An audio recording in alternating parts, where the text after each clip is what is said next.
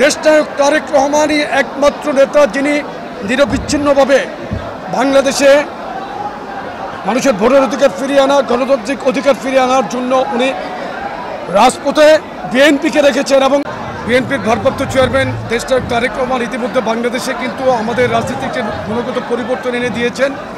এই পরিবর্তিত বাংলাদেশে এই প্রেক্ষাপটে আমরা সাম্য মানবিক সমাজ বিনির্মাণে মানুষের পাশে দাঁড়ানোর যে দৃঢ় প্রত্যয় নিয়ে মাঠে নেমেছি, সেটা হচ্ছে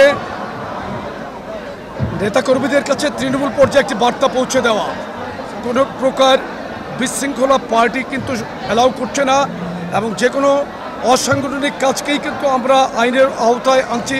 আমরা যতদূর সম্ভব যখনই যেটা ইনফরমেশন পাচ্ছি আমরা কিন্তু তাৎক্ষণিক ব্যবস্থা নিচ্ছি। আমরা ছাত্র জনতার আন্দোলনে প্রথম থেকে কিন্তু মাঠে ছিলাম। বিশেষ করে জাতীয়তাবাদী ছাত্রদলের ভূমিকা কিন্তু অনস্বীকার্য ছিল।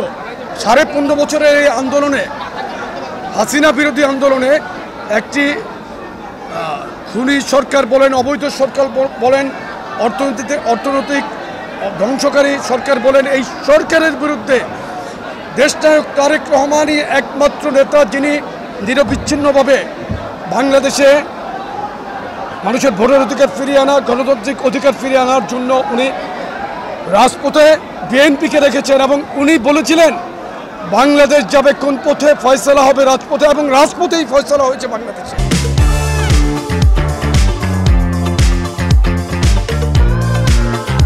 বিশেষ করে বাংলাদেশের সাধারণ শিক্ষার্থীদের জন্য বাংলাদেশ জাতীয়তাবাদী ছাত্রদলের যে পথ চলা, সেটিকে আমরা আরও ত্বরান্বিত করতে চাই।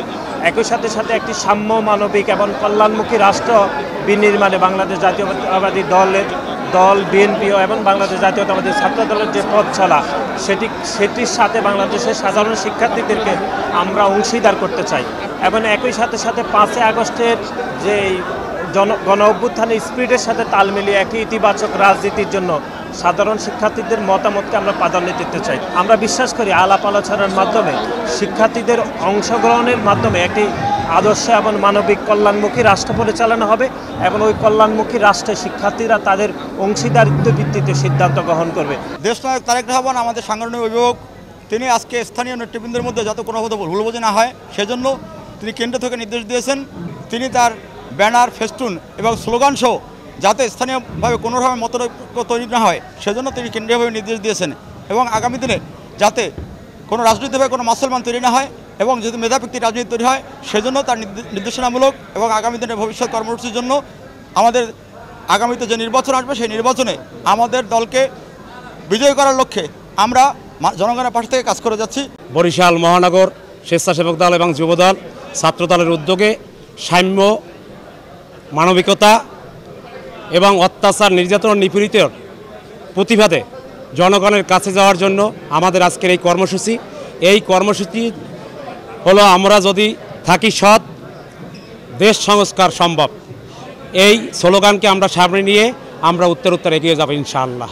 রাজনীতির পরিবর্তন এবং আগামীর সম্ভাবনাময় বাংলাদেশ গড়তে আমাদের অভিভাবক দেশনায়ক জনাব তারেক রহমানের নির্দেশে 3 অঙ্গ সংগঠনের যৌথ এই কর্মী সভার মূল উদ্দেশ্য হচ্ছে আমরা কিভাবে ভবিষ্যৎ বাংলাদেশ গড়ব সে সম্পর্কে তৃণমূলের মতামত নেওয়া এবং সেন্ট্রালেরও কিছু মেসেজ আছে, সেগুলো তৃণমূলকে ডেলিভার করা। মহড়া বা কোনো ধরনের অশুভ আচরণ করতে পারবেন না, এটা আমরা পজিটিভলি নিয়েছি এবং আমরা মনে করি জনগণের দল বাংলাদেশ জাতীয়তাবাদী দল, এই দল জনগণের সাথে থাকবে এবং আগামী নির্বাচন আমরা বিজয় অর্জন করতে পারি সে লক্ষ্যে কাজ করে যাব। আমাদের ভারপ্রাপ্ত চেয়ারম্যান যেই আনন্দ দিতে চায় বাংলাদেশের মানুষকে, যে সকলকে একসঙ্গে নিয়ে এই যে মানবিক এবং সাম্যবাদী সমাজ গড়ার জন্য যে আমাদের চেয়ারম্যান যে নির্দেশনা দিয়েছেন, সেই আঙ্গিকে সে যে সিদ্ধান্ত নিয়েছেন, এটি আমি মনে করি সঠিক সিদ্ধান্ত। আমাদের মহানগরের নেতৃবৃন্দকে 5টি কর্মশালার মাধ্যমে বিগত দিনে শিক্ষা দিয়েছি।